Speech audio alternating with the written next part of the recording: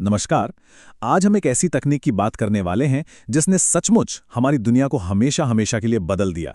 जी हां, हम बात कर रहे हैं परमाणु हथियारों की। तो आइए समझते हैं इनके पीछे का विज्ञान और इसके खौफनाक नतीजे क्या हो सकते हैं। धरती पर तारों की ताकत कैसे लाई जा सकती है? सुनने में ये किसी साइंस फिक्शन फिल्म जैसा लगता है ना? पर असल में यही वो सवाल है जो परमाणु हथियारों की बुनियाद में है। ये पूरी कहानी उस ऊर्जा को काबू करने की है जो हमारे ब्रह्मांड को चलाती है और फिर उसे एक विनाशकारी ताकत में बदल देने की। तो चलिए इस हैरान कर देने वाले सफर की शुरुआत करते हैं। तो ये जो इतनी जबरदस्त ताकत है, इसकी शुरुआत कहां से होती है? बहुत ही छोटे, बहुत ही बुनियादी लेवल से। एक एटम यानी परमाणु के बिल्कुल बीच में, उसके न्यूक्लियस में। सारी कहानी वहीं से शुरू होती है। देखिए, एटम से एनर्जी निकालने के दो मेन रास्ते हैं और मजे की बात यह है कि ये दोनों एक दूसरे के एकदम उल्टे हैं।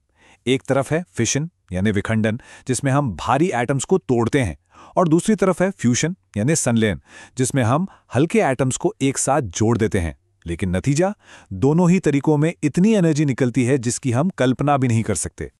तो चलिए सबसे पहले फिशन को समझते हैं। सोचिए, एक बहुत बड़ा, बहुत ही अनस्टेबल सा एटम का न्यूक्लियस है, जैसे कोई चीज टूटने के लिए बिल्कुल तैयार बैठी हो, और जैसे ही उसे तोड़ा जाता है, बूम, जबरदस्त एनर्जी रिलीज होती है। और हां, जो पहले एटॉमिक बॉम्ब बने थे वो इसी प्रोसेस पर काम करते थे। अब ये होता कैसे है? इसे एक चेन रिएक्शन या डोमिनो इफेक्ट की तरह समझिए। बस एक न्यूट्रॉन एक यूरेनियम एटम से जाके टकराता है, वो एटम टूट जाता है, जिससे निकलती है एनर्जी और साथ में कुछ और न्यूट्रॉन्स। अब ये नए न्यूट्रॉन्स जाकर दूसरे एटम से टकराते हैं और फिर वो भी टूटते हैं और फिर उनसे और न्यूट्रॉन्स निकलते हैं। ये सिलसिला इतनी तेजी से बढ़ता है कि पलक झपकने से भी कम वक्त में एक महाविनाशक विस्फोट हो जाता है। और फिर आता है फ्यूजन। ये वही प्रोसेस है जिससे हमारा सूरज और बाकी सारे तारे चमकते हैं। यहाँ तोड़ने की बजाय जोड़ने का काम होता है। हाइड्रोजन जैसे हल्के हल्के एटम्स के न्यूक्लियस को एक साथ मिलाया जाता है, उन्हें जोड़ा जाता है, और यकीन मानिए इस प्रोसेस में फिजन से भी कहीं कहीं ज्यादा एनर्जी निकलती है। लेकिन यहाँ एक पेंच है। फ्यूजन को शुरू करना कोई बच्चों का खेल नहीं है। इसके लिए चाहिए बहुत बहुत ज्यादा गर्मी और दबाव, बिल्कुल वैसा जैसा सूरज के कोर में होता है। तो धरती पर यह माहौल कैसे बनाया जाए? इसका एक ही तरीका है, पहले एक फिजन बॉम्ब फोड़कर। जी हाँ, थर्मोन्यूक्लियर वेपन्स में एक छोटा एटॉमिक बॉम्ब दरअसल एक बड़े फ्यूजन धमाके के लिए सिर्फ एक ट्रिगर, एक माचिस का काम करता है। ठीक है, तो साइंस तो समझ में आ गया, लेकिन इन थियरीज को, इन सिद्धांतों को एक असली खतरनाक हथियार की शक्ल कैसे दी जाती है? चलिए अब जरा इसकी इंजीनियरिंग पर भी एक नजर डालते हैं। बम बनाने की प्रोसेस में एक शब्द बार बार आता है, क्रिटिकल मास। इसे आप एक टिपिंग पॉइंट समझ सकते हैं। मतलब ये यूरेनियम या प्लूटोनियम जैसी चीज की वो कम से कम मात्रा है जो उस चेन रिएक्शन को चालू रखने के लिए जरूरी है। अगर इससे जरा सा भी कम हुआ तो रिएक्शन फुस हो जाएगा, कुछ नहीं होगा। अब अगर हम एक पूरे न्यूक्लियर वेपन की बात करें तो इसके मोटे तौर पर 3 हिस्से होते हैं।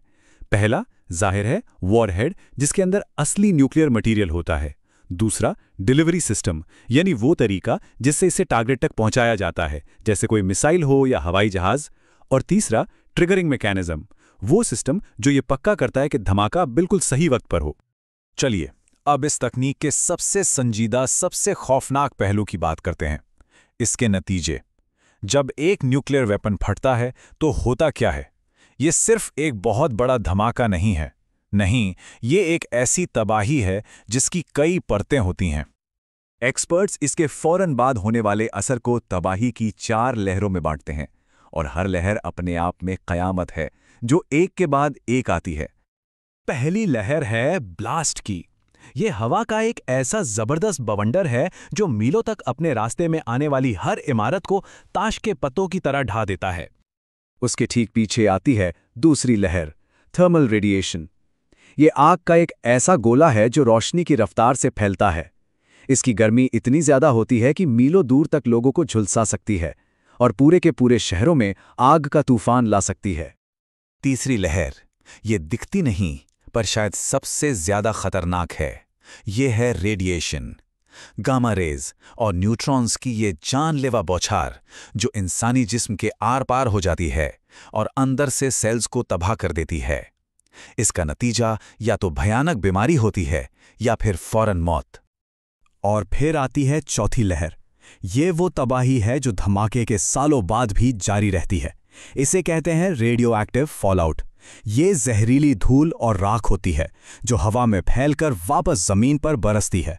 ये दशकों तक, बल्कि सदियों तक जमीन, हवा और पानी को जहरीला बना देती है, और इससे होने वाले कैंसर और जेनेटिक डैमेज पीढ़ी दर पीढ़ी चलते रहते हैं। तो ये तो हुई तबाही की बात, लेकिन अब जरा बड़े कैनवस पर देखते हैं। इस एक तकनीक ने सिर्फ जंग के मैदान को ही नहीं, बल्कि पूरी दुनिया के देशों के आपसी रिश्तों को कैसे हमेशा के लिए बदल कर रख दिया है। आज की दुनिया एक बहुत ही नाजुक और मुश्किल बैलेंस पर टिकी है, जिसे न्यूक्लियर ट्राइलेमा या परमाणु त्रिसंकट भी कह सकते हैं। इसमें 3 बातें हैं। एक है डिटरेंस यानी निवारण, मतलब ये सोच कि हमारे पास भी हथियार हैं तो कोई हम पर हमला नहीं करेगा। दूसरा है डिसआर्मामेंट यानी निरस्त्रीकरण, जिसका मकसद इन हथियारों को दुनिया से खत्म करना है। और तीसरा है नॉन प्रोलिफरेशन, यानी ये कोशिश कि ये हथियार और नए देशों के हाथ ना लगें। अब मुश्किल ये है कि ये तीनों बातें एक साथ साधना लगभग नामुमकिन है, और ये अक्सर एक दूसरे के खिलाफ खड़ी हो जाती हैं।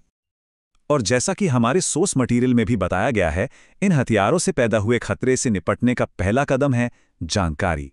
ये समझना कि ये काम कैसे करते हैं और ये क्या कयामत ढा सकते हैं। यही समझ हमें इन पर काबू पाने और आखिरकार इन्हें खत्म करने की दिशा में काम करने की ताकत देती है। ये एक ऐसी ताकत है, एक ऐसा ज्ञान है जिसे एक बार हासिल करने के बाद भुलाया नहीं जा सकता।